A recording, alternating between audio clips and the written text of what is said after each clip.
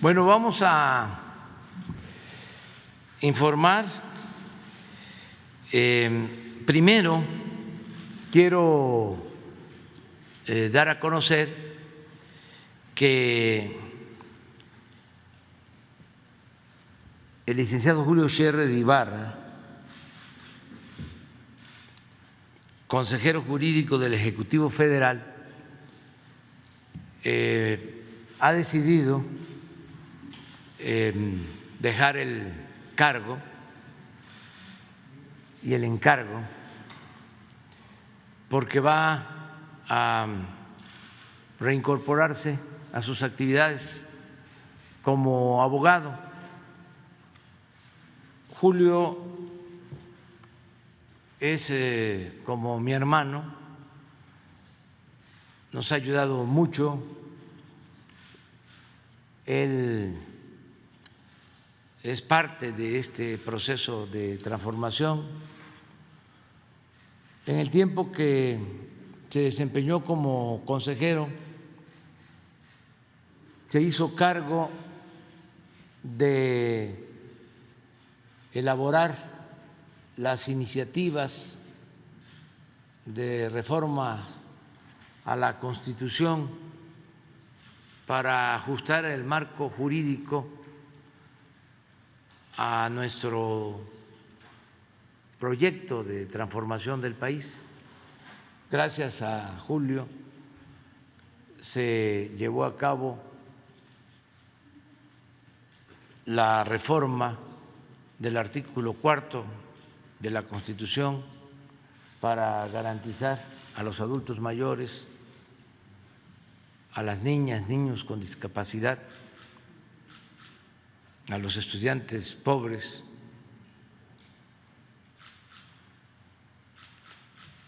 y que se entregaran de manera gratuita las medicinas a los adultos mayores, sus pensiones, a las niñas, niños, sus pensiones, a los estudiantes pobres, sus becas, y la atención médica y los medicamentos gratuitos. En eso consistió esa reforma vigente que elevó a rango constitucional estos derechos. Y recuerdo que fue una reforma constitucional que demandó la aprobación de las 2/3 partes, mayoría calificada en las cámaras. Por eso va a ser muy difícil que se dé marcha atrás a ese logro, que se quiten esos derechos. Entonces, esa reforma fue elaborada por Julio Scherer. Lo mismo, él fue el que elevó también a rango constitucional el castigo por corrupción, porque desde la época de Carlos Salinas de Gortari la corrupción no era delito grave. Se había modificado en ese entonces el Código Penal. Entonces se hablaba del combate a la corrupción, crearon hasta organismos anticorrupción, pero todo era una farsa, porque no se podía juzgar a delincuentes de cuello blanco. No era delito grave la corrupción. Además, tenían derecho a fianza. Entonces, ahora no. Esa reforma también pasó por el despacho, por la oficina de la Consejería Jurídica. Otra reforma importante es que, como todos sabemos,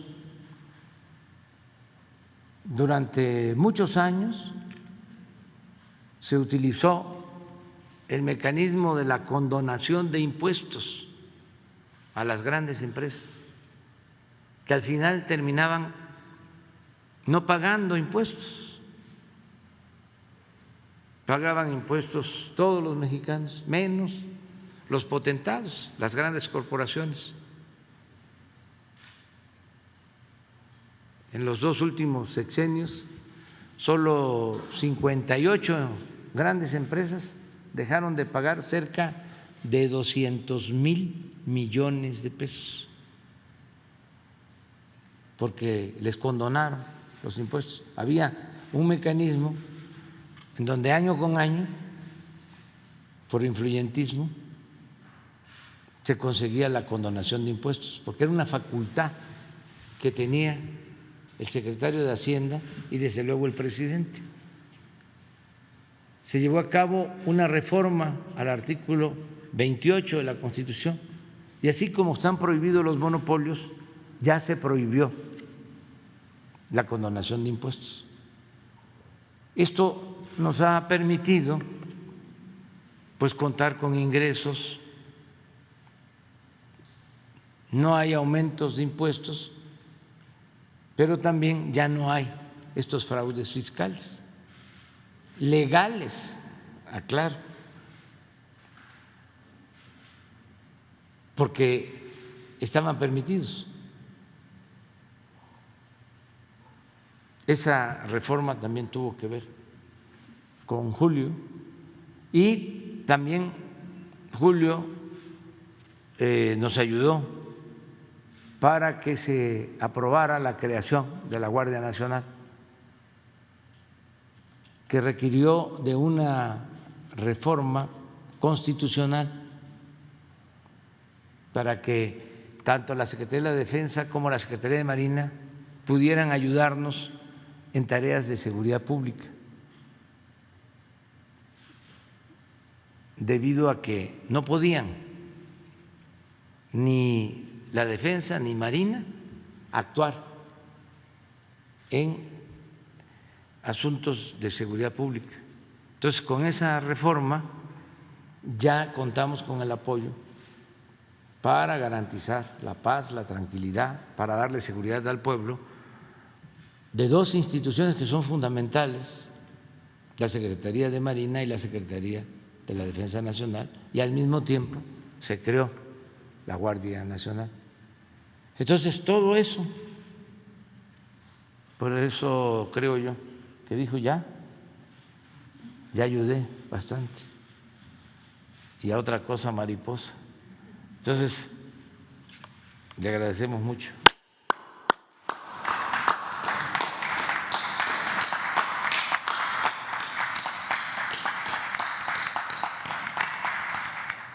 Y he tomado la decisión de invitar como consejera jurídica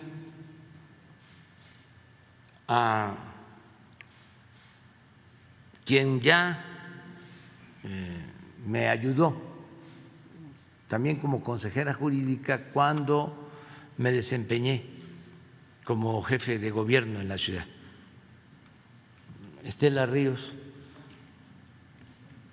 Ya fue conmigo consejera jurídica del gobierno de la Ciudad de México del 2000, María Estela Ríos González.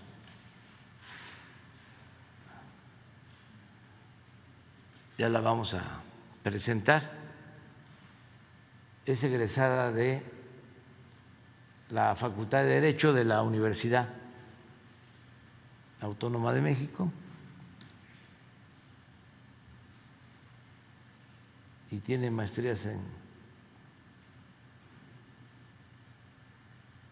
ciencias políticas en la UNAM, pero además ya ha trabajado con nosotros desde hace un poco más de 20 años.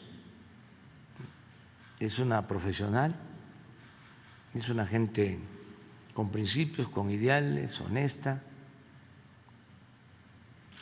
y tiene toda la experiencia. Esa es la información que estamos dando a todo el pueblo de México el día de hoy. Y ahora pasamos, bueno, antes tengo el informe, otra medalla para México. Juan Pablo Cervantes se llevó bronce en 100 metros, T54. Es la medalla 14 ya de los Juegos Paralímpicos. Es un orgullo para todos los mexicanos lo que están haciendo nuestros representantes, nuestros deportistas. 14 medallas. Pues también un aplauso para ellos.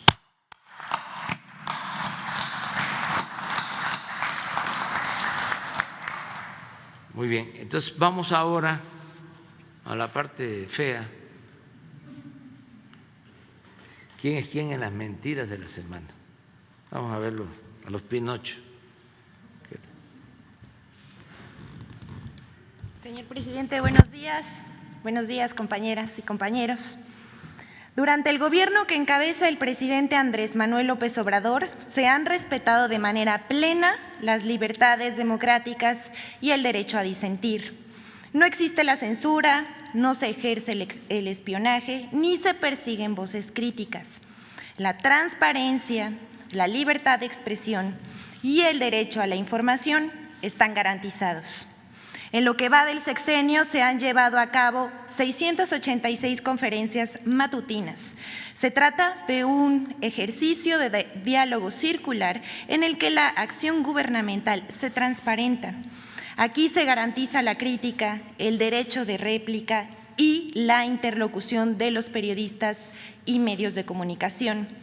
En este espacio, decenas de miles de personas se informan y crean un criterio propio sobre los problemas del país y las respuestas del gobierno para resolverlos. Es un espacio que no tiene precedentes. Bueno, ahora sí pasemos a las noticias falsas de la semana. La primera, nota falsa del diario Reforma sobre la apertura de un hospital en Tlacoapa, Guerrero. El diario Reforma publicó una nota el 1 de septiembre con el título «Reabren hospital, pero faltan médicos». En la nota se señala que el hospital de Tlacoapa, Guerrero, inaugurado por el Instituto de Salud para el Bienestar el 13 de julio, solo brindaba consultas básicas. Esta nota es falsa, puesto que no es verdad lo que afirma, además de ser información que ya había sido publicada por otros medios y que el INSABI ya había aclarado con anterioridad. El hospital de Tlacoapa fue destruido por el huracán Ingrid y la tormenta tropical Manuel en septiembre de 2013. El gobierno de Enrique Peña Nieto comenzó su construcción, pero no lo concluyó, como otros más de 300 hospitales y clínicas que dejaron a medio hacer. El gobierno del licenciado López Obrador retomó la obra con una inversión de 70 millones de pesos en beneficio de 10,000 habitantes de la comunidad de Tlacoapa. El hospital fue abierto el 13 de julio, como ya dijimos, 8 años después de su construcción y cuenta con 6 médicos, enfermeras, cirujano dentista, paramédicos y personal administrativo que atiende a la población. El INSABI aclara que el 16 de agosto formalizó la contratación de personal profesional, entre los que incluyen un médico general, paramédico, enfermería y administrativo, aunque sigue abierto el proceso de contratar personal especializado como pediatra, ginecólogo, cirujano y anestesiólogo. Es frecuente que en las regiones más apartadas del país cueste trabajo contratar a médicos especialistas porque estos prefieren trabajar en zonas urbanas. Aquí vamos a presentar los medios que han publicado esta noticia falsa. Por favor. Bueno, queremos decir, por ejemplo, La Razón copia tal cual, íntegra, la nota de Reforma y otros medios replican el tema de que se abrió el hospital pero sin médicos. Repetimos, es falso. La segunda nota, por favor. Acusan al gobierno de justicia selectiva por el caso de Ricardo Anaya. Diversos medios de comunicación, comentaristas y opositores han usado el juicio contra Ricardo Anaya para atacar al gobierno federal, al que acusan de perseguir a los opositores, lo cual es absolutamente falso. Veamos lo que publicó el periódico El Financiero, que no tuvo límites al presentar un artículo de Leonardo Kurchenko titulado Justicia selectiva. Cito: al humanista que perdona criminales le sobra el coraje y el enojo vengativo para ir en contra de sus opositores políticos, pero luego se persigna en actitud piadosa y cristiana, puras patrañas, dice Leonardo Kurchenko. Cierro cita. Así la objetividad del Financiero. Al respecto, Carlos Loret de Mola fue más allá en su programa de W Radio del 23 de agosto y afirmó: yo no he visto una sola prueba que lo incrimine, hablando de Ricardo Anaya. Cuando tienes un gobierno que brinda impunidad a los suyos, pues es una persecución política, ¿no? Es un abuso de poder de un autócrata. Más que un caso de justicia selectiva, vemos un periodismo parcial y amarillista que busca golpear al gobierno y defender sin más a Ricardo Anaya, quien por cierto ya se fue de México. Desde fines de julio viajó en jet privado a Texas, donde vive actualmente y desde donde publica sus videos. Desde antes de victimizarse como perseguido político y de que lo citara un juez. Anaya ya estaba fuera del país. El que nada debe, nada teme. La siguiente, por favor. Bueno. No importa que la noticia sea falsa con tal de pegarle al gobierno del presidente López Obrador. Queremos mostrar un material en el que un personaje de la vida pública reproduce una noticia falsa y la comenta como si fuera verdadera. El presidente Vicente Fox reprodujo el 18 de agosto un tuit donde se afirma que miles de españoles abarrotan embajadas y puestos fronterizos porque supuestamente querían huir de su país ante la tentativa del gobierno mexicano de invadir la península ibérica e imponer a López Obrador como su monarca. La mentira es obvia, pero personajes como Fox no escatiman la oportunidad para golpear al gobierno, incluso aunque se trate de mentiras tan burdas. Esa nota fue clasificada como falsa por un sitio de verificación de información, pero el señor Fox ni por enterado. Aquí vemos la nota falsa. De ese tamaño son las noticias falsas en México y los personajes que la replican. Tomemos un momento para ver esta noticia. La siguiente, por favor. Noticia falsa que se disfraza de medio de comunicación. Bots que se disfrazan de periodistas y periodistas que se vinculan con bots. El 31 de agosto se publicó una noticia falsa a través de una cuenta de Twitter que suplantó la identidad del periódico Excelsior. Un mensaje con fotos reportaba que supuestamente había estallado 3 tanques del gas Bienestar distribuidos ese día y aseguraban que investigaciones ya apuntaban que los cilindros de 30 kilogramos no cumplían con los estándares de calidad para almacenar el hidrocarburo. Vemos en esta, la siguiente, por favor. Bueno, el video, también hay 4 fotos, pero también hay un video que se muestra cómo el supuesto accidente de gas Bienestar corresponde a un video árabe publicado el día 28 de agosto de 2021, disponible en la siguiente liga. Lo vamos a estar poniendo en las redes sociales para que ustedes tengan acceso a ella. Aquí la cuenta y la anterior, por favor, aquí la cuenta y la información son falsas. Es un claro intento de guerra sucia para desacreditar el esfuerzo que el gobierno de México está haciendo para apoyar a la economía familiar, dotando de gas a precios justos a familias con menos recursos. Y luego los tuits de bots que lo retuitean. Destaca el hecho que todos tienen, la siguiente por favor, esa, que todos tienen el mismo correo de contacto, contacto@tridenteideas.com. Como dato final, queremos mostrar que de manera poco común el correo que se muestra en la biografía de esta, es decir, también contacto@tridenteideas.com, es el mismo que aparece en las cuentas verificadas de la actriz Laisha Wilkins, Van Pipe, quienes se han caracterizado por ser personajes que constantemente atacan al gobierno y al presidente López Obrador. No solo ese correo es usado por estas cuentas, sino también por periodistas como Gabriela Barkentin, conductora de W Radio, Sandra Romandía, Pablo Reina, Georgina González Toussaint y Rebeca Mangas. Aquí los tweets y las cuentas a las que referimos.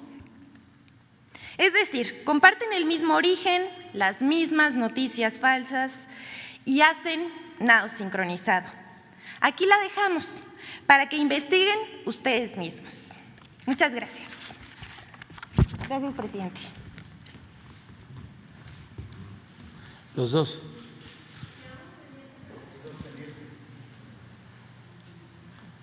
¿Tenemos pendientes? Bueno, pero vamos con los dos y luego con los pendientes.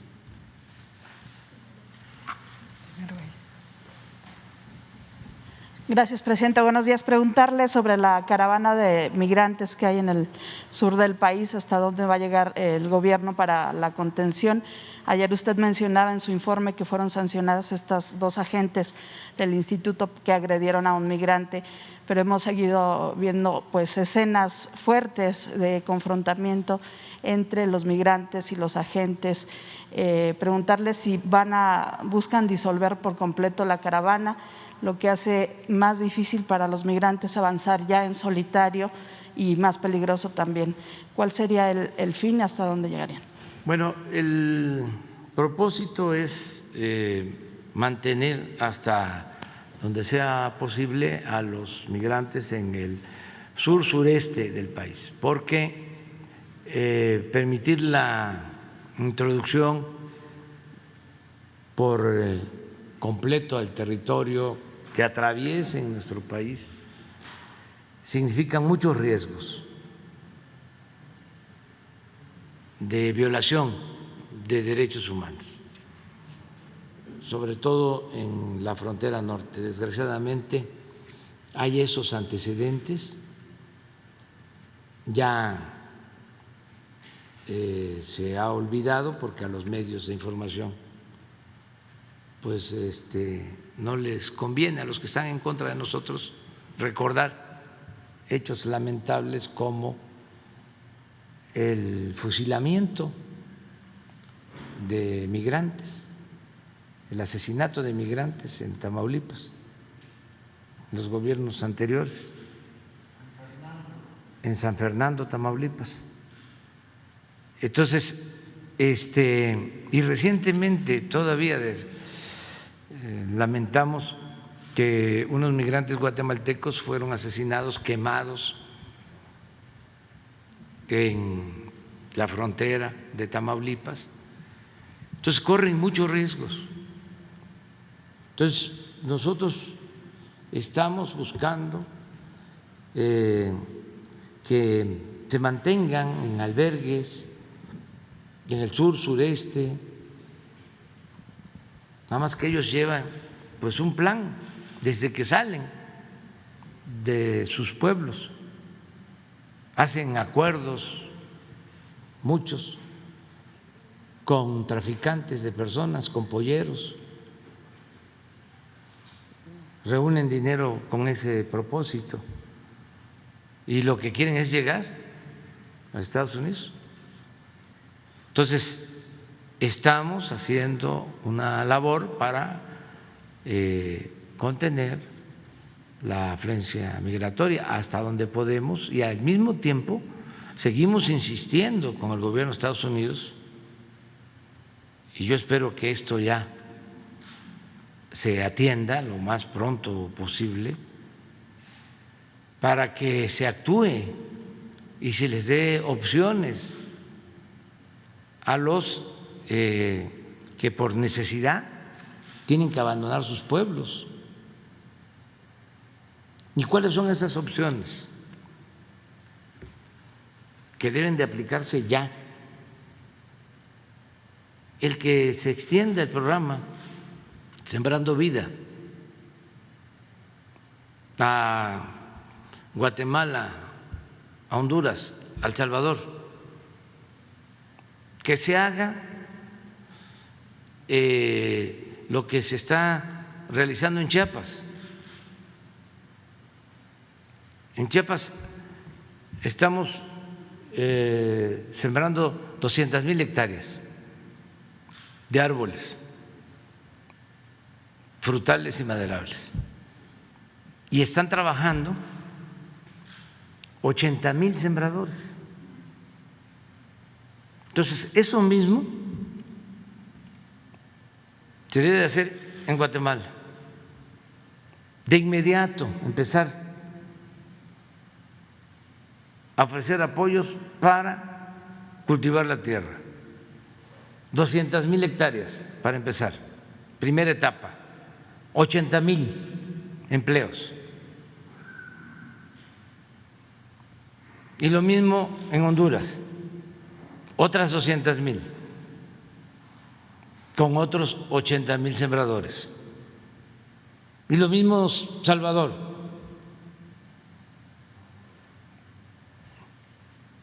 $200,000 hectáreas, 80,000, 240,000 empleos,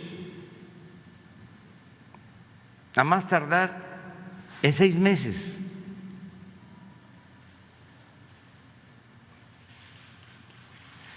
Segundo, jóvenes construyendo el futuro. Se benefician en Chiapas 30,000 que reciben un salario mínimo. En el caso de Sembrando Vida es garantizarles un jornal, son empleos.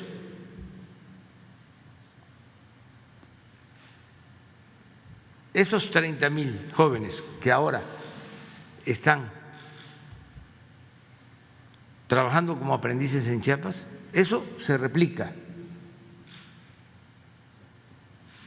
Y son 30,000 para Guatemala, 30,000 para Honduras, 30,000 para El Salvador, 90,000 y 240,000, 330,000 empleos. Pero en 6 meses, ya. Y esto con un complemento que es muy importante, un compromiso del gobierno de Estados Unidos de que a los que se inscriban en estos programas, de estos 330,000, en una primera etapa, van a tener en un tiempo adecuado, cuando se ordene el programa, visas temporales de trabajo aseguradas, para que puedan ir, trabajar 6 meses y regresar a ver sus plantaciones, regresar a sus actividades en Centroamérica. Esto que les estoy planteando, así se lo voy a volver a plantear al presidente Biden. La semana próxima, a más tardar, le envío una carta, porque no podemos solo estar deteniendo, reteniendo. Hay que atender las causas. La gente no sale por gusto de sus pueblos, no abandona a su familia por gusto, lo hacen por necesidad. Entonces, no es conveniente solo fincar el plan migratorio en el pie de la contención, porque queda cojo. Se requiere la cooperación para el desarrollo, los dos pies. Se necesita que haya inversión en Centroamérica.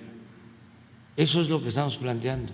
Ahora que fui a Tapachula, en la reunión que tuvimos, ese fue mi planteamiento. Y di instrucciones de que se respetaran los derechos humanos, de que no se golpeara, no se lesionara, y que mucho menos se fuese a agredir y que perdieran la vida migrantes.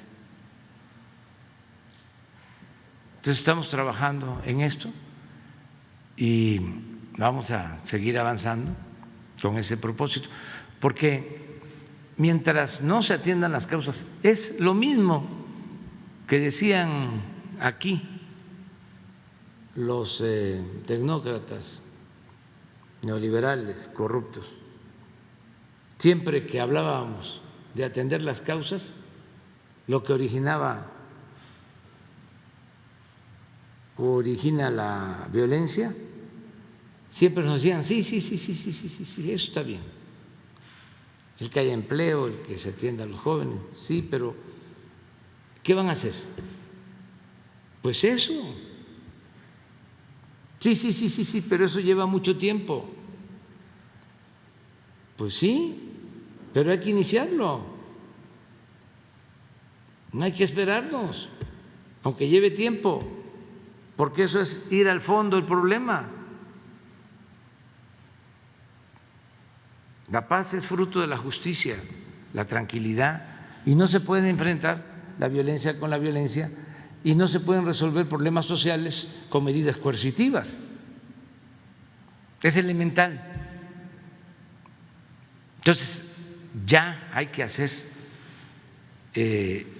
algo diferente, una política migratoria fincada en la cooperación para el desarrollo,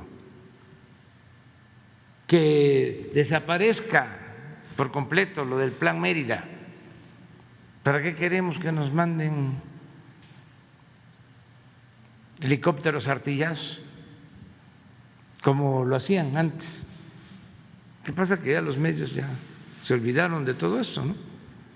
Pero ahí debe estar en el Reforma y en el Universal, deben de aparecer las fotos, o en Radio Fórmula, que ahora nos cuestionan muchísimo de todo, hasta si me está creciendo la panza,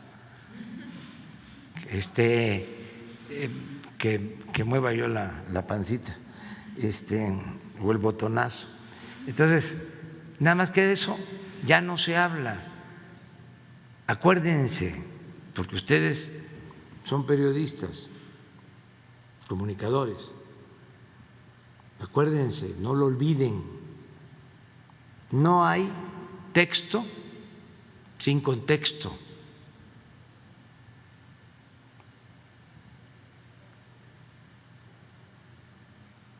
Sé muy bien que no es un asunto de ustedes, es de los machuchones, de los de arriba, que están molestos porque recibían del gobierno mucho dinero para publicidad y entonces están muy enojados los de arriba. Imagínense, no solo les daban dinero de publicidad, sino contratos de obras a los dueños de los medios de información, pero muchísimo dinero.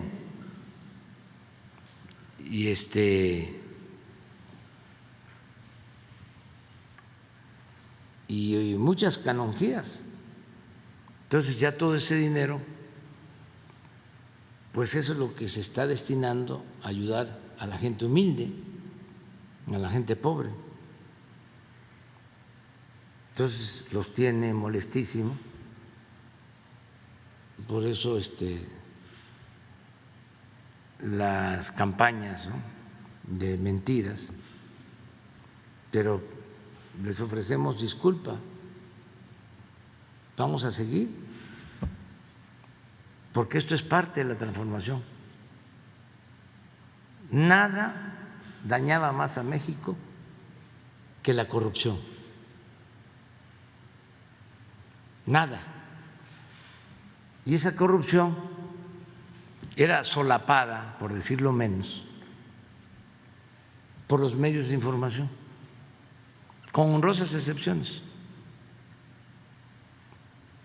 Porque ni modo que trataran antes los temas migratorios como los tratan ahora.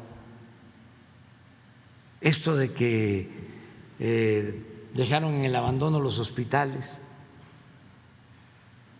pues nunca hablaron de eso y de nada. Era obedecer y callar, como los vasallos, quemarle incienso al presidente en turno. Eso empezó a cambiar en los últimos tiempos, pero antes no se podía tocar al intocable. Entonces ahora, con su enojo, hasta me insultan. Pero pues ya Manuelita ya no está, que la recuerdo con mucho cariño. Presidente, preguntarle de la CENTE, con lo que pasó el fin de semana, si está roto el diálogo con este grupo, qué es lo que ellos están pidiéndole. Se decía que en el fondo está el tema de la caja de ahorro que maneja ahora el gobernador. Usted decía que quizá el exgobernador de Chiapas se lleva muy bien con ellos. No sé si tenga información de que Manuel Velasco está también, pues de algún modo asusando. Él ya dijo que no es así.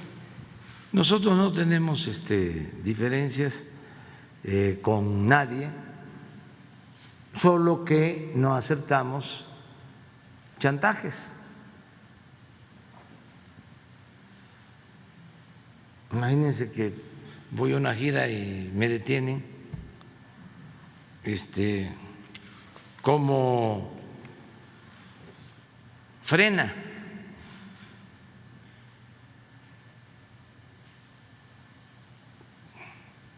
Pensando que con eso ya va a tener López Dóriga y Loret de Mola y Ciro tema, ¿no?, para estarnos atacando. Pues me quedo ahí. No me quieren dejar pasar, pues aquí me quedo. Yo también quiero protestar.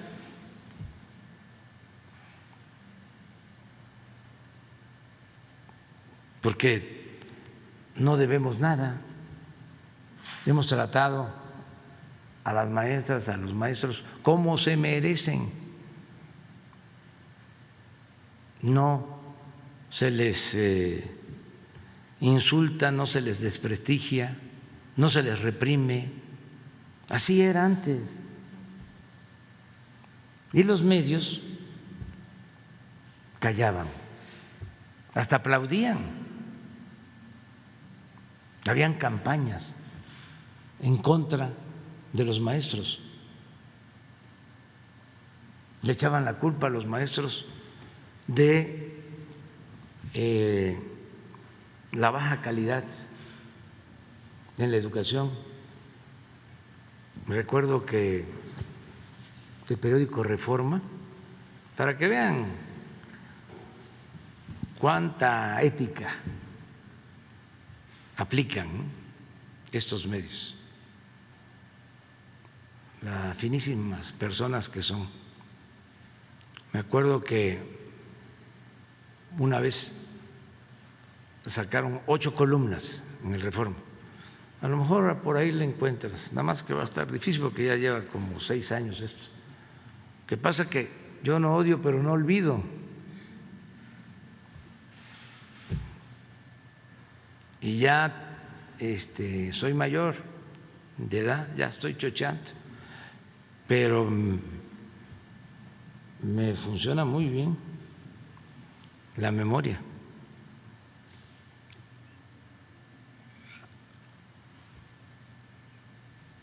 Un encabezado del Reforma. Un maestro de Oaxaca gana 600,000 pesos mensuales. Imagínense eso. Nunca se atrevieron a poner una 8 columnas diciendo un expresidente de la República recibe una pensión de 5 millones de pesos mensuales en total. Nunca. Pero sí en la campaña contra los maestros, un maestro gana 600,000 pesos mensuales. ¡Falso! Tenían información que les pasaba el CISEN, ya uno de los dirigentes del Magisterio Democrático de Oaxaca, le sacaron en una ocasión de que le gustaba mucho el sonido de los hielos en el vaso. Lo acusaron de alcohólico, el Reforma, al dirigente de la CENTE en Oaxaca, maestro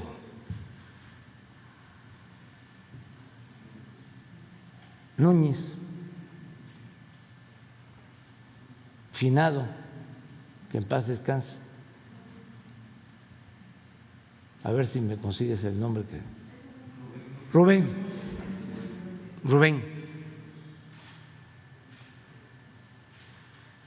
¿Qué le hicieron a este maestro en el sexenio pasado? Lo metieron a la cárcel y lo acusaron de lavado de dinero, siendo un maestro humilde, honesto. Lo tuvieron en una cárcel de alta seguridad, acusado de lavado de dinero. La represión desatada desde Gobernación por Chong y por todos los que ahora aplauden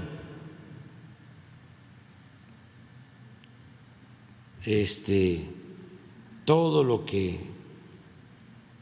se orienta a afectarnos. ¿Saben quién en ese entonces defendía al magisterio, aparte de ellos? El Movimiento Nuestro. Siempre. Por eso tengo autoridad moral y por eso les puedo decir a los dirigentes que se pasan. Y les puedo decir, consulten a las bases, si son democráticos. Pregúntenle a los maestros, a las maestras, si es correcto lo que hacen de darme a mí ese trato.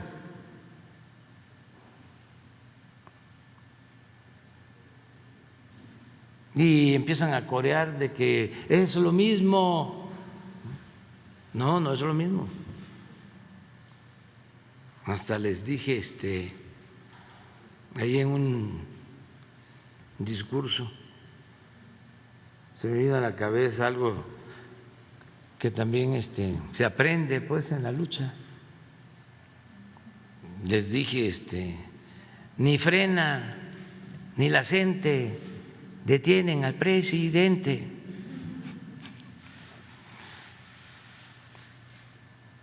Entonces, Eso es, si tienen necesidad de atender asuntos con la Secretaría de Educación Pública. La secretaria de Educación Pública, la maestra Delfina Gómez Álvarez, es una mujer íntegra, honesta. Nunca había estado una maestra de secretaria de Educación Pública. Eso también lo digo porque se olvidan las cosas o se piensa que es lo mismo. Dicen muchos, ¿cuál cambio? La verdad que yo estoy tranquilo y sé que sí hay cambios, porque como están muy enojados, pues ahí me doy cuenta, ¿no?, de que vamos bien, de que se está llevando a cabo la transformación. A lo mejor si me estuviesen aplaudiendo,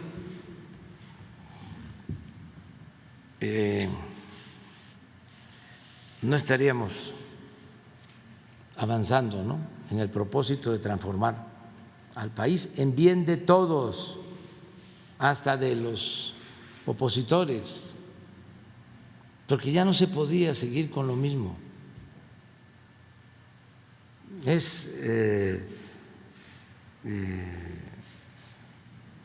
un proceso decadente, estaba podrido el gobierno con todo lo que lo sostenía, una gran corrupción. Era urgente, necesario, justo el llevar a cabo la transformación. Ahí les invito a que se lea el libro que escribí, porque ahí están las ideas y están las acciones. Y me llama también mucho la atención que están calladitos, porque seguramente ya lo leyeron. No dicen nada, nada. Y tengo información, les voy a presumir,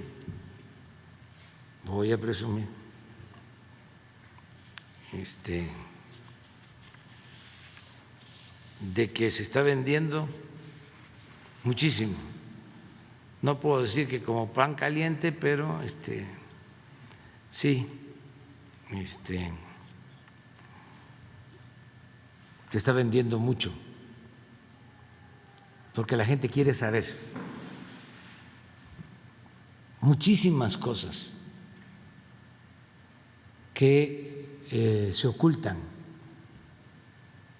en los medios, muchísimas cosas.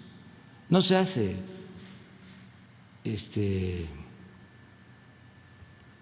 periodismo de investigación. Bueno, sí, para estar contra nosotros, y eso tampoco mucho. Pues por eso estos refritos, ¿no? Sale una noticia falsa y ahí se cuelgan todos, aun cuando sea falso. Lo del presidente Fox, yo creo que ese sí debe ser falso. No creo que él haya hecho eso.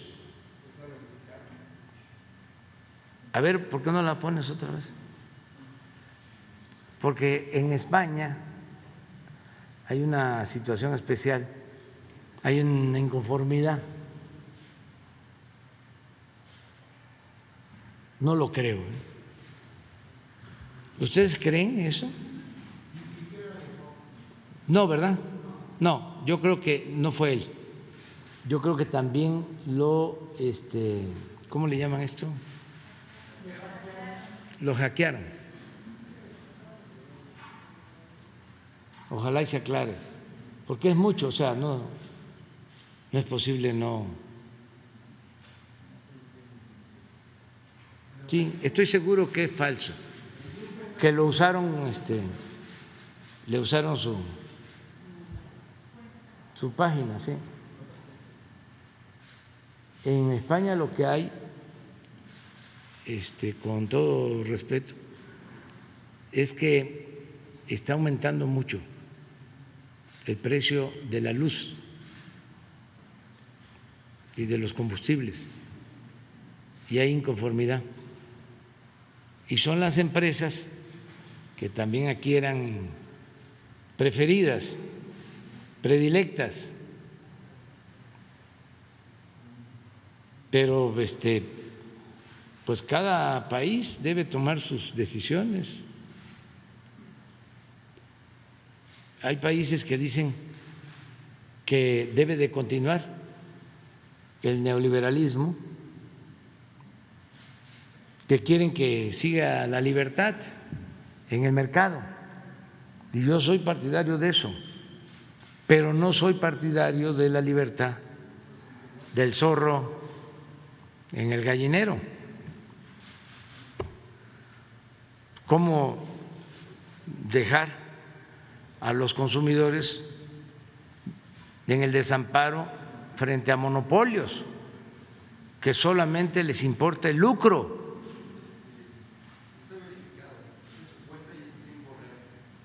¿Así?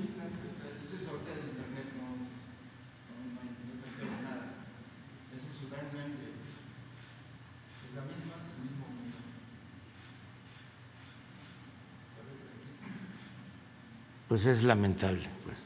Pero a mí me tienen pues un poco de coraje quienes votaron por el presidente Fox creyendo de que iba a haber un cambio. Entonces a nadie le gusta que se les señale que se equivocaron. Entonces, en vez de rectificar y de no caer en la autocomplacencia y de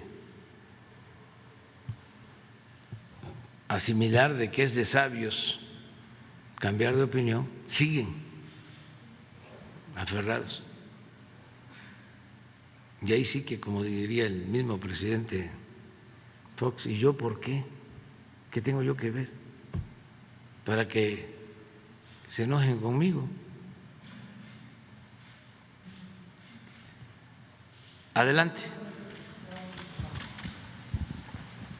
Buenos días, Eduardo Esquivel Ancona, de SDP Noticias.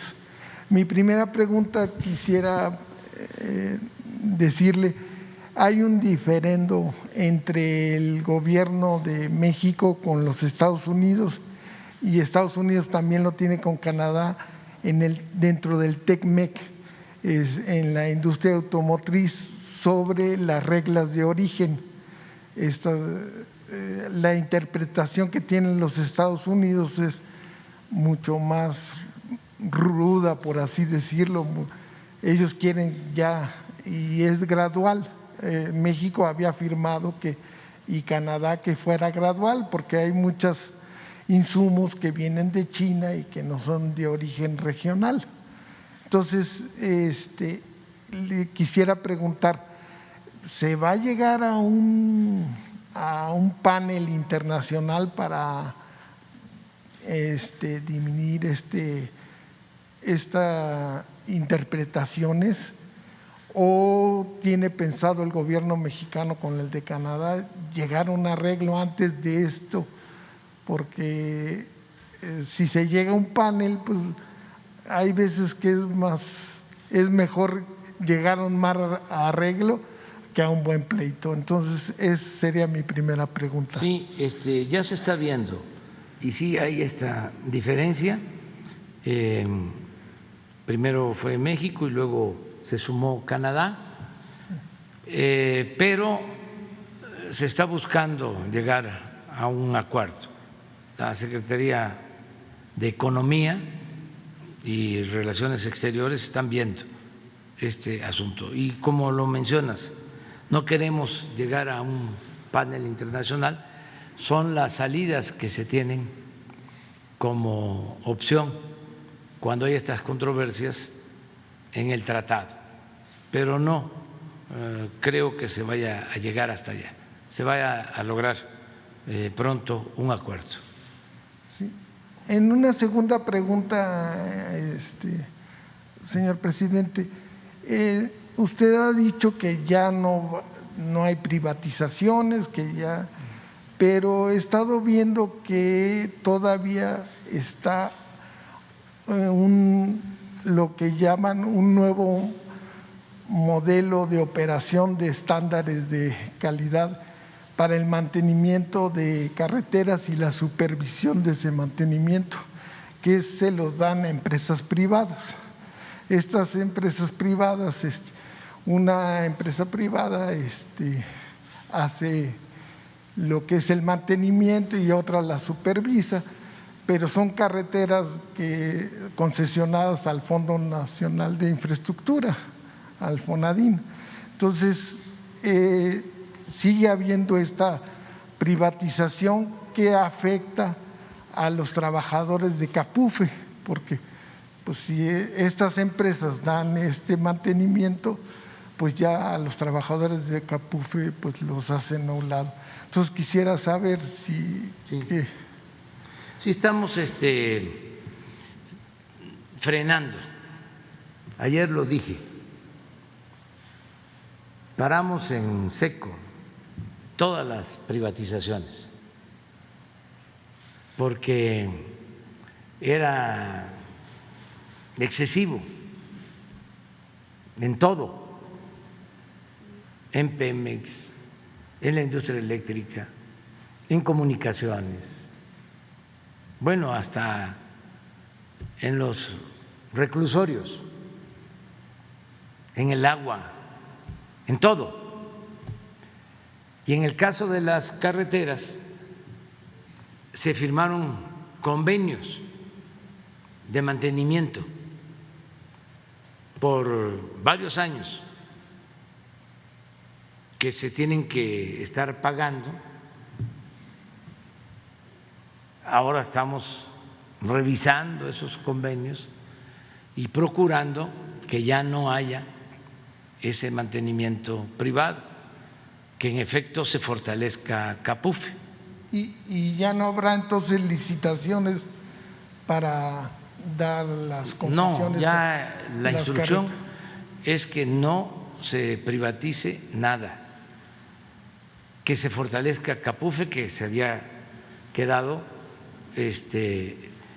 rezagada como empresa,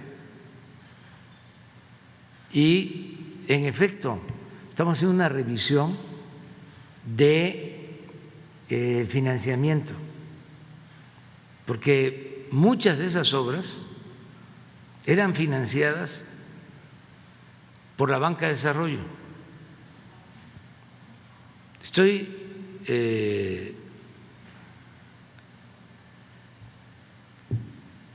informándome, y hay un equipo que está trabajando, de cuánto de los convenios de la industria eléctrica, de las empresas extranjeras que recibieron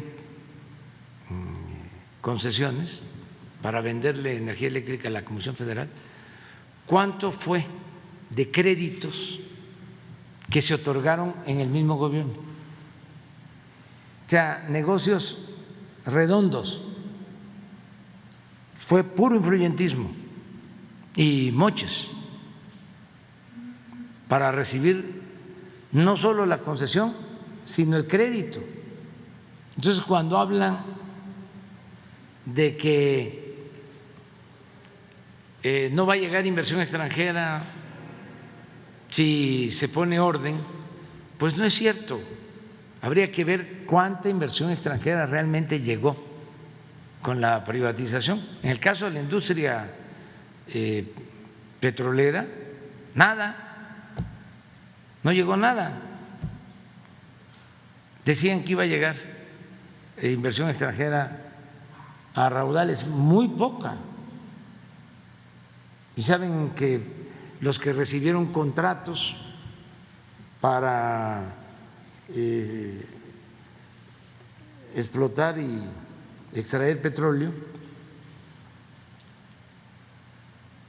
sus concesiones que recibieron, muchos las están vendiendo y todo fue un negocio en el mercado financiero, pero no fue inversión en beneficio del país.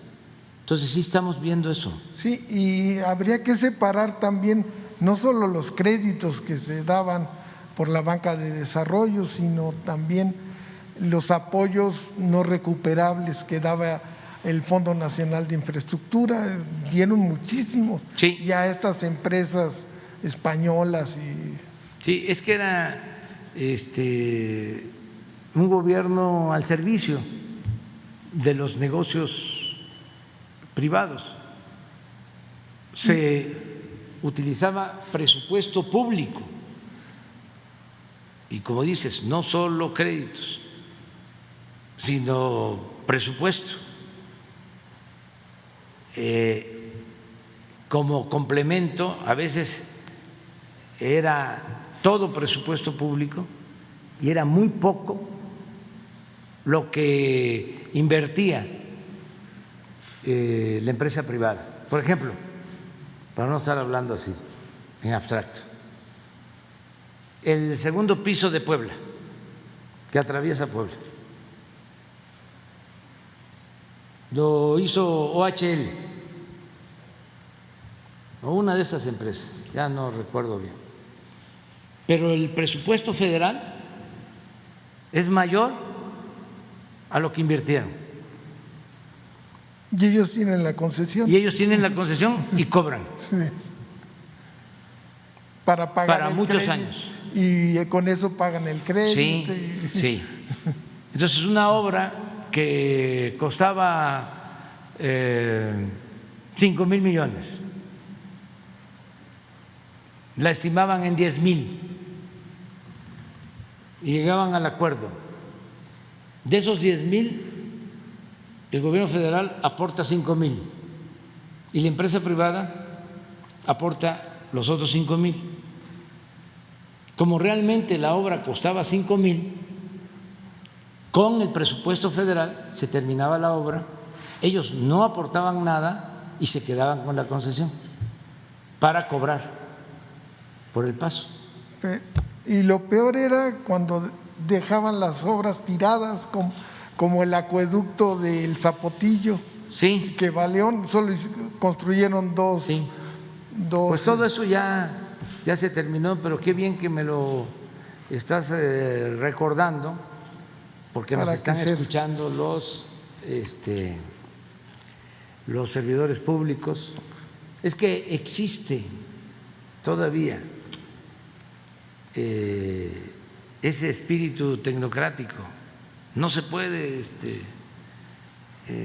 ir así ya de una vez y para siempre. Ahí andan queriendo aplicar la misma fórmula. Y me canso de recordar la frase bíblica de que no se puede poner vino nuevo en botellas viejas, pero todavía hay botellas viejas, pero ahí vamos a ir cambiando, ahí va avanzando poco a poco. Bueno, vámonos con Dalila.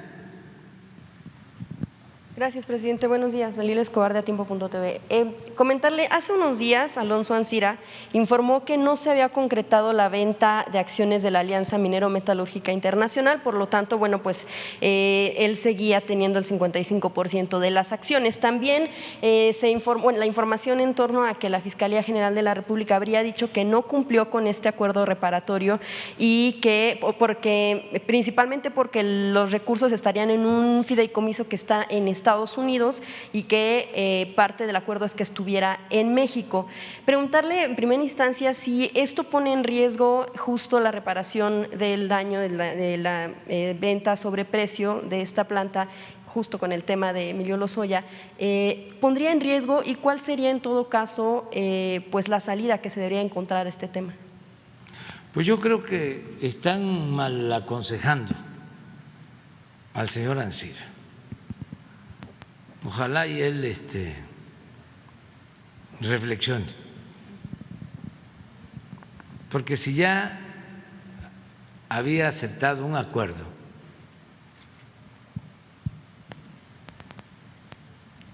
lo que procede es que lo cumpla.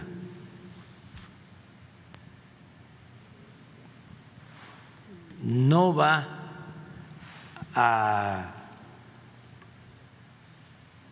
obtener beneficios si busca con abogados leguleyos quererle darle la vuelta a lo que ya se acordó. Él debería de estar agradecido. Él sabe muy bien que vendió a sobreprecio esa planta, lo sabe perfectamente. Y eran otros tiempos en donde los funcionarios pues actuaban de manera cómplice, pero ahora ya cambió. Entonces nosotros no tenemos como propósito la venganza, ya lo he dicho muchas veces, no es mi fuerte la venganza, es justicia. Entonces, si ya él tenía un acuerdo o tiene un acuerdo, pues lo mejor es que lo cumpla, que no le haga caso a los abogados, porque ni siquiera esté pensando que ya una vez que yo me vaya, ya va a poder él. Pues eso es una aventura. No hay cosa más importante en la vida que la tranquilidad, de vivir en paz, sobre todo con nuestra conciencia.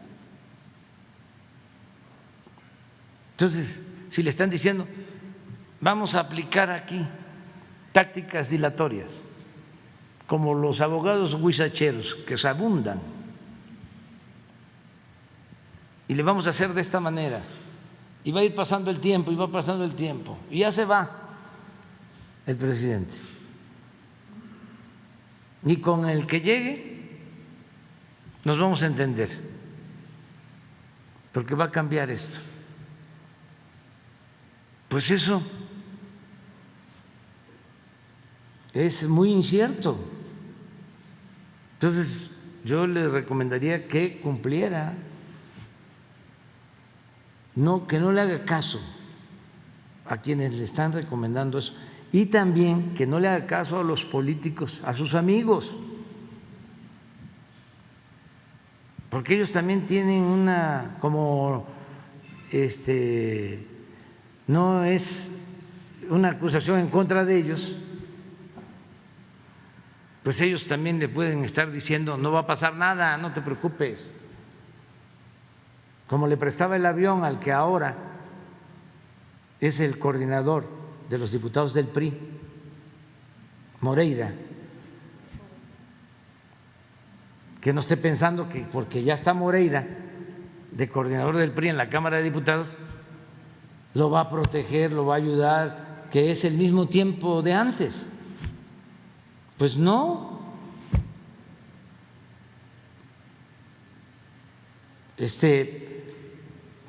Todos sus amigos políticos, a los que los ayudaba, les prestaba el avión, no uno, varios,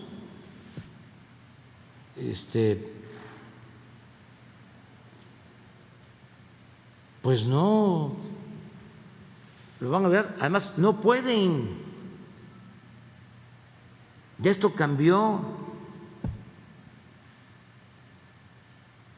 Ya ni el presidente. Eso cuesta trabajo que se entienda. El presidente no puede garantizarle impunidad a nadie, no solo por mis convicciones, porque nunca lo haría, sino porque ya la Fiscalía es autónoma y el Poder Judicial es independiente. Y yo no voy a estar haciendo gestiones en favor de nadie y perdiendo autoridad moral, porque entonces ya no tendría autoridad política y ya no sería un digno representante del pueblo de México. Entonces, que ellos entiendan estas nuevas circunstancias. También el hecho de que para que todo marche bien en Altos Hornos de México, sí sería necesario que se diera la venta de estas acciones que pertenecen todavía a la familia Ancira. Y también preguntar si recomendaría a la Fiscalía General de la República que haga público el acuerdo para esta devolución de los bienes. Sí, claro, la vida pública tiene que ser cada vez más pública y que se transparente todo. Pero ya no es el tiempo de antes. Es importante, sobre todo por los jóvenes, que no les tocó vivir la época de mayor impunidad y corrupción. Es que si se hace un reportaje con imágenes de cómo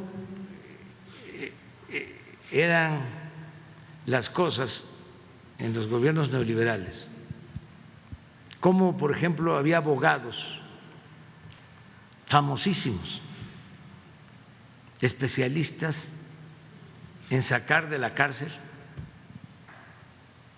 a delincuentes de cuello blanco, y presumían de que no tenían a ningún preso, que a todos sus clientes los liberaban porque tenían agarraderas, influencias en el Poder Judicial, desde luego en el Poder Ejecutivo, la Procuraduría. Pero eso ya cambió, ya no es así. Y falta todavía avanzar más, sobre todo en la reforma al Poder Judicial, pero se ha avanzado. Ya no es lo mismo que antes. No es que ya un juez dejó en libertad a un famoso. ¿Saben ustedes que los muy famosos presos políticos, o mejor dicho, políticos presos, los muy famosos, se sabía de antemano cuando iban a salir, antes de que el Poder Judicial emitiera una resolución? A mí me tocó saber de uno famosísimo. Ya va a salir. ¿Pero cómo si todavía no termina el proceso? Sí, pero ya está planchado el caso. Ahí se los dejo de tarea a ustedes. Presidente, y justo lo que estaba mencionando, bueno, y también porque lo dice y es importante sobre este mismo asunto de Alonso Ancira, usted en mayo mencionó que tenía pruebas de que le había pagado viáticos, además de lo que dice del helicóptero, a Rubén Moreira, y no sabemos si se presentó esta denuncia. Usted dijo que incluso la presentaría en la conferencia, no sucedió, pero no solo eso, ahora ya Moreira incluso tiene puestos claves en la Cámara de Diputados, como también nada menos presidente de la JUCOPO, de la Junta de coordinación política, donde pues se toman las decisiones más importantes, pues son nada menos pues la cabeza de varias decisiones que toman la Cámara de Diputados, pero también pues este puesto tuvo que haber sido pactado con Morena. ¿Por qué alguien de quien el presidente tiene pruebas de que cometió un presunto delito está en un puesto clave de la Cámara de Diputados? ¿Por qué esta negociación y por qué no se presentó la denuncia? En esas cosas, o sea, no es como piensan mis adversarios, pues que estoy metido en todos, pues no podría atender lo fundamental. Yo no sé qué pasa en la Cámara. No conozco al dirigente de la Cámara de Diputados, o sea, seguramente lo he visto y eso, pero digo, no lo identifico bien. Sí conozco bien a la dirigente de la Cámara de Senadores, a la doctora Olga Sánchez, pero no estoy metido en todo eso. Sí puedo decir que el señor Ancira le prestaba el avión y se consideraba como viáticos en la empresa el pago por los servicios que se hacían a favor del señor Rubén Moreira. Ese dato sí lo tengo. Es más, hoy lo voy a subir. Le pido a Jesús, ¿no lo han subido eso?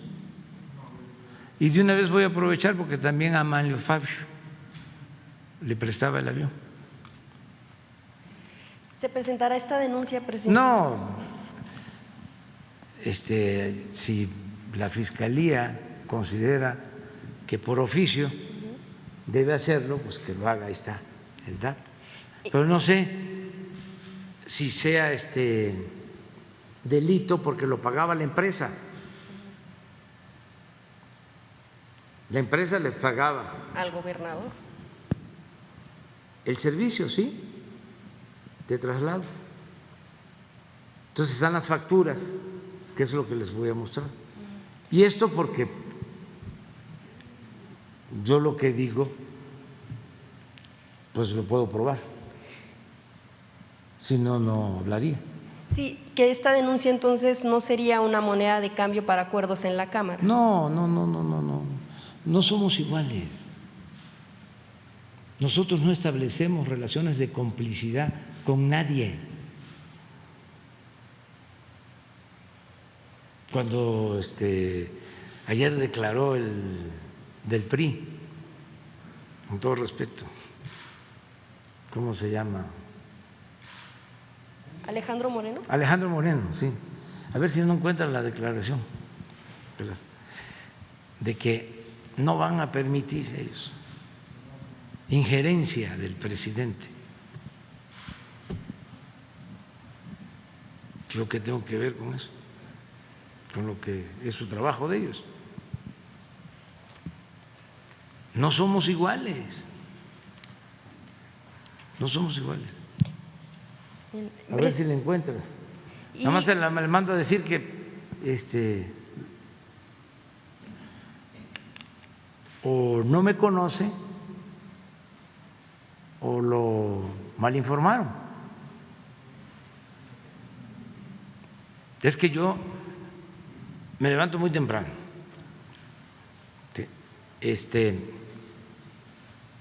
Me arreglo, salgo a la reunión de seguridad a las 6 de la mañana, de 6 a 7. Estoy atendiendo todo, atento, junto con el Gabinete de Seguridad, de todo lo que pasa. ¿Qué pasó ayer en Ocosingo? Que tienen retenidos, y aprovecho para decirles que los liberen a 2 miembros de la Guardia Nacional, porque se detuvo a quienes estaban traficando con migrantes. Entonces, en represalia, detuvieron a 2 miembros de la Guardia Nacional. Y entonces pues no deben de actuar así. Entonces, todas estas cosas, o el informe que se tuvo sobre damnificados por Nora, que vamos a ayudar, el avance que llevamos en la atención a damnificados de Veracruz. Ya tomamos la decisión que a todos los afectados se les va a entregar un apoyo para rehabilitar sus viviendas y se va a entregar también un apoyo a los que perdieron sus cosechas, y el Ejército y la Marina van a seguir apoyando con víveres. También hoy se nos presentó un informe de que se siguen entregando mercancías decomisadas en los municipios más pobres de la montaña de Guerrero. Entonces tengo eso de 6 a 7. Luego de 7 a 9 estoy aquí con ustedes. Terminando, tengo un desayuno con el secretario de Hacienda de 7 a 9. De 9 a 10, para ver muchísimas cosas. Paquete económico, ¿sí?, ley de ingresos, presupuesto, el incremento de reservas, una parte se utilice para pagar deuda pública, todos estos temas. Entonces luego tengo reuniones todo el día, que ahora ni siquiera he ido a macanear, he estado muy atareado, no he podido ir que me lo recomiendan los médicos.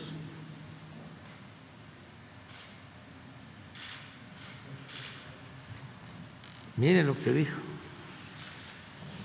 Ahí, nanita. En el PRI no obedecemos a ningún presidente de la República. Pues, ¿ha habido otro que no obedezcan? Pregunto. ¿No obedecían al presidente Peña?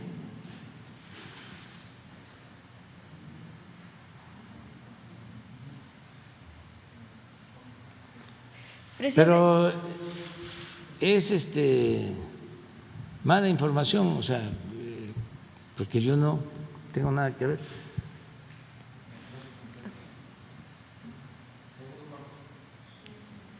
No recibimos órdenes de nadie, no nos subordinamos a nadie, no obedecemos a ningún presidente de la República, ni presente ni pasado, en este país. ¿Cómo está eso?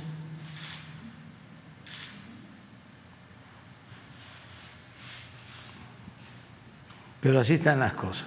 Presidente, finalmente quisiera preguntarle al hasta hoy consejero jurídico, saber cómo se va de este encargo, si considera que deja pendientes y, bueno, pues cuál tal vez ha sido la propuesta más importante que le hizo a la administración del presidente López Obrador.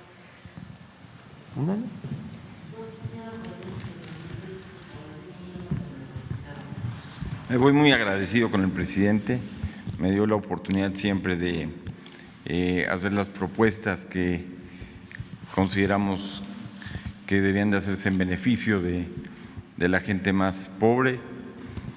Creo que se pudo hacer un trabajo muy bueno. Yo siempre seguí recomendaciones de él, me gustó mucho trabajar en beneficio de las personas. Yo creo que las iniciativas que se presentaron se llevaron a buen término. Como ha dicho reiteradamente el presidente, quedan 3 reformas constitucionales que se van a presentar seguramente pronto, que son las más importantes en relación a los asuntos litigiosos que se quedan pendientes. No hay ningún asunto litigioso que detenga ninguna de las obras públicas importantes que está llevando a cabo el Gobierno de la República.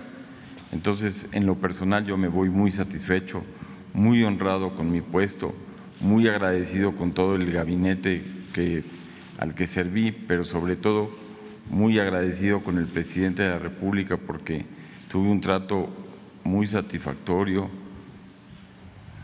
y la verdad no tengo más que gratitud infinita para mi jefe, el presidente de la República.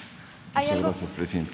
¿Hay algo que no se haya logrado? De aquí salió la propuesta para impulsar ampliación del cargo de Arturo Saldívar. No tengo ningún asunto pendiente. Lo de Arturo Saldívar, creo que la propuesta que llevó a cabo la Cámara de Diputados llegó hasta donde el ministro Saldívar pensó que debería de llevarse a cabo. Él decidió bajarse de esa propuesta, no se concluyó. Él presentó una reforma del Poder Judicial para el Poder Judicial. Creo que esa reforma debe concluirse. Ojalá que se haga. Es una propuesta para tratar de eliminar la corrupción, para tratar de cambiar todo el problema de nepotismo que hay ahí en el Poder Judicial.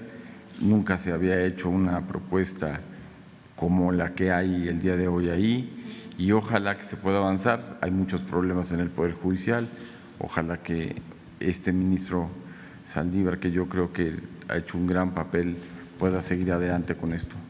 Ojalá que sea para el bien del Poder Judicial lo que se ha podido avanzar. Gracias. ¿No le escucho bien? Si me permitiera, relacionado con lo jurídico y lo periodístico. Si me permitiera un minuto nada más. Sí, muchas gracias. Señor Scherer, es muy importante para mí porque usted es periodista y abogado. Lo que yo quería exponerle al señor presidente de la República. Mire usted, el asesinato de periodistas en este país es algo terrible. Por ejemplo, señor presidente, el caso de Miroslava Brísh. Ella, cuando fue asesinada, le pusieron un cartel mágico que cambió 3 veces. La primera vez decía por lenguaraz, la segunda vez por lengua larga y la tercera vez para que aprenda tu jefe Javier Corral. 3 veces cambió el cartel. Después, la Fiscalía Especial para Delitos contra la Libertad de Expresión compró a un testigo, lo torturó, lo hizo confesar que su padre era el que había sido el asesino material de Miroslava Brísh. Entonces estamos indefensos porque tanto el mecanismo para la protección de periodistas, que depende de la Secretaría de Gobernación, como la Fiscalía Especial para Delitos contra la Libertad de Expresión están totalmente corrompidos. Entonces yo quisiera pedirle al colega Scherer que desde la iniciativa privada donde va, nos ayudara con este mecanismo de protección a periodistas, porque están asesinando a 3 compañeros cada mes y es algo que puede cambiar en el segundo trienio del presidente López Obrador. La segunda también va a ser muy breve, pero también quisiera pedirle su ayuda. El presidente ha ordenado un acuerdo para la liberación de personas torturadas, para las personas que llevan mucho tiempo en prisión. Uno de ellos, señor presidente, es un policía que se llama Herón, que usted condecoró como policía de élite. Después, Genaro García Luna le inventó un delito de secuestro. Lleva 16 años en prisión. No tiene sentencia. Su hija era una bebé que ahora es una eminente criminóloga. El Poder Judicial en México, señor presidente, señor Scherer, no solamente, por supuesto, me refiero al Poder Judicial Penal, no solamente es uno de los ejemplos más graves de corrupción en este país, sino también de estupidez. No hay investigaciones, los jueces son de consigna. Ahí están los jóvenes que metió a la cárcel Isabel Miranda de Wallace. Yo quisiera, señor presidente, que usted leyera una carta que le dirigieron a Los Ángeles Press a algunas de esas víctimas, con una ortografía excelente, con una letra limpia. Cualquier perito diría, este señor no puede ser un criminal, pero hay un hermano en un penal de la República y otro penal, en otro penal. Termino, perdonando la emoción. Es necesario, el yunque está muy alebrestado, está muy arriba. Ahorita que la señora Margarita Zavala está ocupando un lugar en el Congreso. Se les olvida a ella y a Lía Limón que hay 49 niños muertos por el sistema de guarderías subrogadas que ella le dio a sus familiares. Hay que parar esto. Es un peligro para la seguridad nacional. Y a Julio le pediría que desde donde esté, desde la iniciativa privada, no deje de ayudarnos en este mecanismo de protección a periodistas, en que las investigaciones sean serias y también en que participe de alguna manera desde la iniciativa privada en este consejo que se va a formar, en el que podrían participar la Universidad Iberoamericana, que financió presunto culpable y que desnudó la corrupción del Poder Judicial, y finalmente la Consejería Jurídica de la UNAM. Muchos ciudadanos, muchos abogados estarían dispuestos a ayudarle, señor presidente, porque confiarlo a los jueces y magistrados que hoy integran el Poder Judicial es poner esto en manos de un sistema podrido. Gracias a Julio Scherer y gracias, señor presidente. Si a título personal el presidente me lo autoriza, yo voy a seguir ayudando en lo que se pueda, siempre sirviendo al presidente y siempre sirviendo a este gobierno en el que confío plenamente. Muchas gracias, presidente. Bueno, ya habíamos hecho el compromiso, tenemos el compromiso, le pedimos a Alejandro Encinas que llevara a cabo una revisión de todo esto que heredamos, estos mecanismos de protección, para ver si funcionan. A mí me estimula mucho de que haya gente como tú, porque eso significa que hay esperanzas, con claridad exponer las cosas y buscar salidas y tener confianza. Nosotros podemos dilatarnos, puede tardar como la justicia, ¿no? Que a veces tarda pero llega, pero tenemos voluntad de hacer bien nuestro trabajo, de que no haya impunidad y proteger a todas las personas, proteger la vida, que es el principal de los derechos humanos. Sin embargo, hay rémoras, hay cosas que quedaron muy mal, que todo se echó a perder, se pudrió por el influyentismo, por la corrupción. Entonces, vamos a pedirle a Alejandro Encinas que trabajemos, lo dijiste muy bien, nos faltan 3 años. Claro, si la gente así lo decide, y ayer decía yo que no había que ser soberbios, ¿no? Depende de la naturaleza. Yo soy el presidente de más edad que ha habido en la historia, presidente constitucional. Hay 2 que no fueron electos y que sí tienen más edad que yo, pero de los electos, los que se aceptaron mediante procesos legales, legítimos, soy el de más edad. Entonces, tiene que ver con la naturaleza. Antes se decía de que don Adolfo Ruiz Cortines, que fue un buen presidente, le decían el viejito, y resulta que don Adolfo era menor que yo cuando llegó a la presidencia, tenía menos años que yo. Entonces, por eso hablo de la naturaleza, y hablo de la ciencia, y hablo del creador. No solo que lo decide el pueblo, sino también la naturaleza, la ciencia y el creador, que no puede, ayer lo dije, eso no lo tenía escrito, lo improvisé, de que no puede uno ser soberbio. Si hay una de las cosas que me gustan del rito católico es el de arrodillarnos.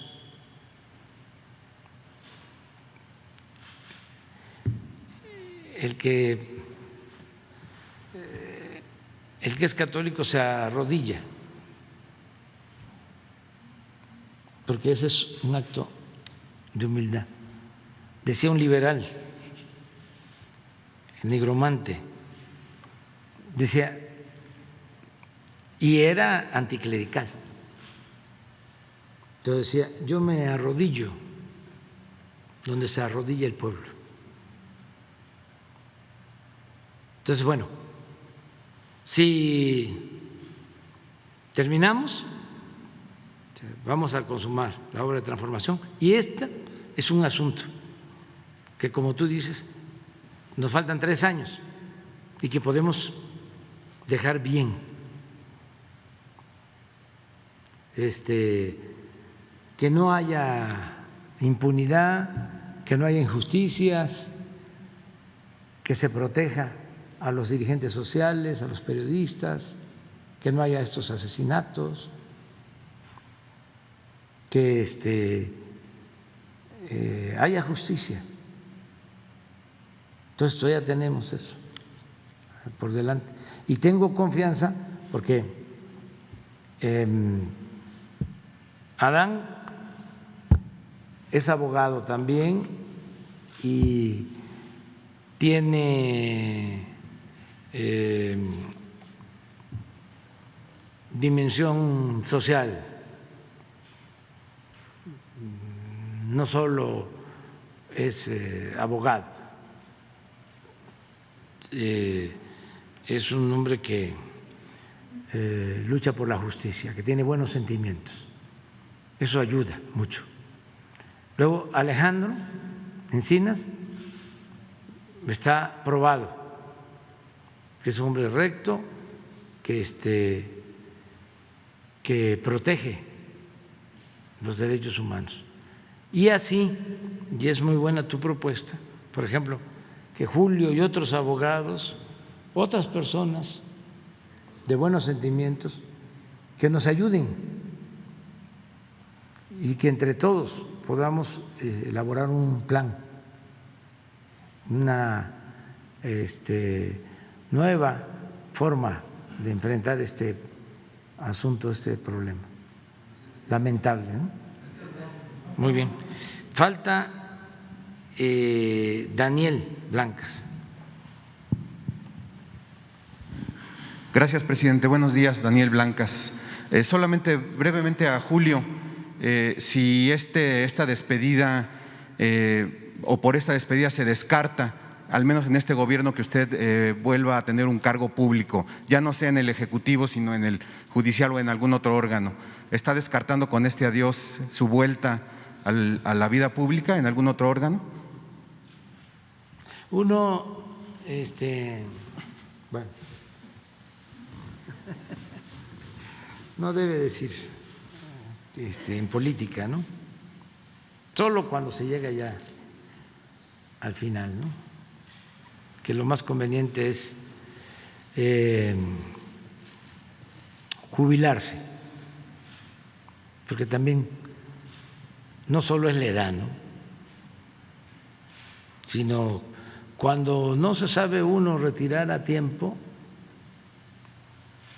porque hay veces que es mucho el apego al poder y eso hay que dominarlo.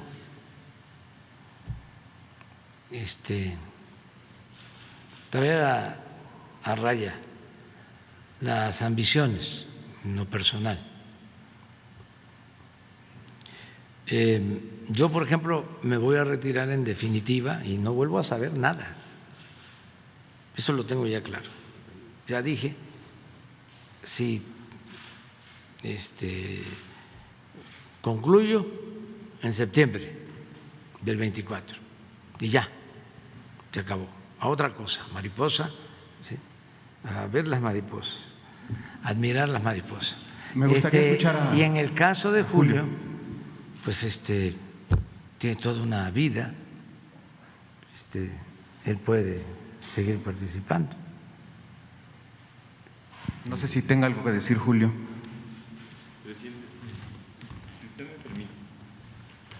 si usted me permite, yo preparé un pequeño texto que yo quisiera leerle.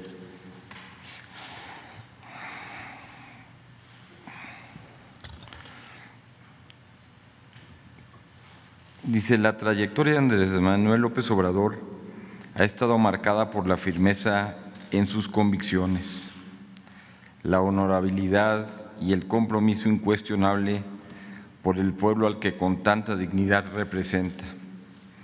México es la razón a la que se debe la patria de sus amores. En nuestras circunstancias, durante más de 2 décadas conocí al primer mandatario tanto como un hombre puede conocer a otro, en las complejidades de la amistad. Lo expreso sin presunción. Conozco la profundidad de un ser humano extraordinario. Tuve la oportunidad de acompañarlo en tiempos aciagos, perseguido desde las distintas facciones del poder, y tuve también la suerte de recibir su invitación para sumarme al proceso de transformación que hoy encabeza. El presidente me encomendó dar sentido a la concepción más pura del derecho, poner la ley al servicio del pueblo en búsqueda de la justicia social de un país tan desigual que hoy necesita justicia. Desde la lealtad, oxígeno entre la gente que se quiere, acordamos la elaboración de las reformas que hoy son base de este proyecto de nación. Hoy el ciclo se ha completado. Esa es la razón por la cual doy por terminada la máxima distinción en mi carrera profesional: el trabajo hombro a hombro junto al presidente de México como su consejero jurídico. Desde la Consejería Jurídica atestigué la batalla diaria que el presidente López Obrador emprendió para que los mexicanos vivamos orgullosos de nuestro gobierno, de nuestra nación y de nosotros mismos. A partir de hoy lo haré desde otro lugar. No son palabras ligeras, nacen desde el corazón, presidente. Hay compromisos finitos, los de la lealtad y los de la amistad son irrenunciables. Mi gratitud para cada uno de sus colaboradores, pero para usted, mi gratitud infinita, presidente. Muchas gracias. Ya se acabó, ¿eh? Estuvo sentida la Ya te despedida. quedas para mañana. No, y por eso, de una vez yo creo que ¿para qué? Para le mañana. seguimos? Ya, porque Julio merece eso. Estuvo sentido. Terminar así. Mañana entonces. Mañana tú sigues. Como primero. Como primero. Muchas gracias. Muchas gracias.